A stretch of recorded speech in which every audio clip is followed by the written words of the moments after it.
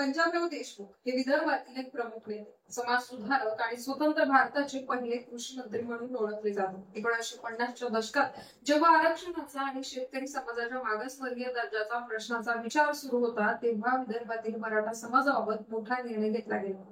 त्या काळात विदर्भात शेतकऱ्याचा मोठा वर्ग मराठा म्हणून ओळखला जात होता. पण प्रशासनाच्या नोंदीत कुणबी ही जात आधीपासून मागासवर्गीय यादीत समाविष्ट होती. मराठा आणि कुणबी यांच्यात शेती प्रधान जीवन पद्धती, सामाजिक सवयी, परंपरा आणि आर्थिक स्थिती यात मोठ्या प्रमाणात साधर्म्य होतं. पंजाबराव देशमुख यांनी हा मुद्दा अधोरेखित करून सरकारकडे मागणी केली की विदर्भातील मराठा समाजालाही कुणबी समजलं जावं आणि त्यांना शैक्षणिक व नोकरीच्या संधीमध्ये आरक्षणाचा लाभ मिळावा.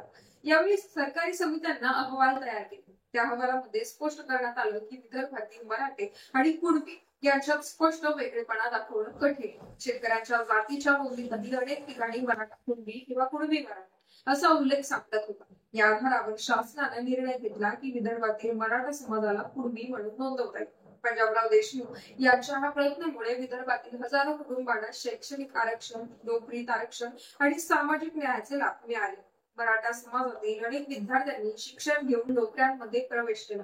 त्याचा परिणाम असा झाला की विदर्भात मराठा समाज हळूहळू कुणबी या ओबीसी वर्गात सामावून गेला.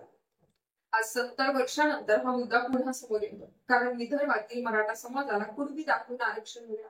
पण मराठवाडा, पश्चिम महाराष्ट्र, कोकण या भागातले मराठे मात्र आरक्षणापासून वंचित राहिले.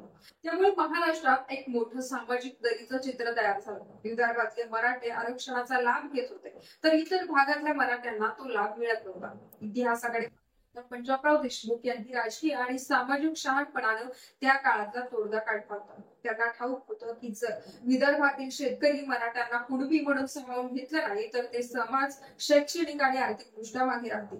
पण याच निर्णयामुळे पुढील पिढ्यांमध्ये असमतोल वाढला. आज जरांगे पाटलांसारखे नेते सरकारकडे मागणी करतायत की संपूर्ण मराठा समाजाला कुणबी म्हणून मान्यता द्या. त्यांचा युक्तिवाद असाच आहे की विदर्भात हे 70 वर्षांपूर्वी शक्य झालं होतं, तर आता इतर भागात का नाही. पण इथेच ओबीसी समाजाचा विरोध होतो. त्यांचा प्रश्न आहे की विदर्भातला निर्णय त्या काळात परिस्थितीनुसार योग्य असेल, पण आता मराठ्यांना मोठ्या प्रमाणावर ओबीसी सामावून घेतलं तर विद्यमान ओबीसीच्या संधी कमी होतील. कायद्याच्या दृष्टीनं पाहिलं तर विदर्भातील मराठ्यांना कुणबी दाखवण्याचा निर्णय हा त्यावेळेच्या नोंदीवर आणि पुराव्यांवर आधारित होता. अनेक ठिकाणी शेतकऱ्यांच्या जात नोंदणीत मराठा कुणबी असं लिहिलेलं होतं, पण इतर भागातील मराठ्यांच्या बाबतीत तशा प्रकारचे पुरावे मर्यादित प्रमाणात आढळतात.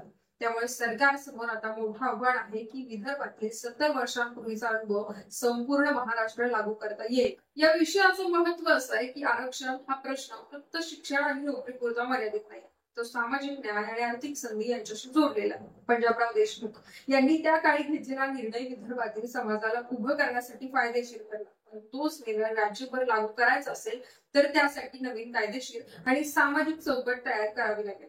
आज मराठा समाज आंदोलनातून हीच मागणी करतोय. जर विदर्भातील मराठ्यांना आरक्षणाचा लाभ मिळतोय तर आम्हाला मिळावा. ओबीसी समाजाचा विरोध मात्र तीव्र आहे, कारण त्यांना भीती आहे की विद्यमान 27% आरक्षणात मराठे सामील झाले तर त्यांना हक्क हिरावला जाईल. म्हणजे 70 वर्षांपूर्वी पंजाबराव देशमुख यांनी घेतलेला निर्णय त्या काळात योग्य होता, पण आज त्याच निर्णयाचा परिणाम समाजात नवा संघर्ष निर्माण करणारा ठरतो.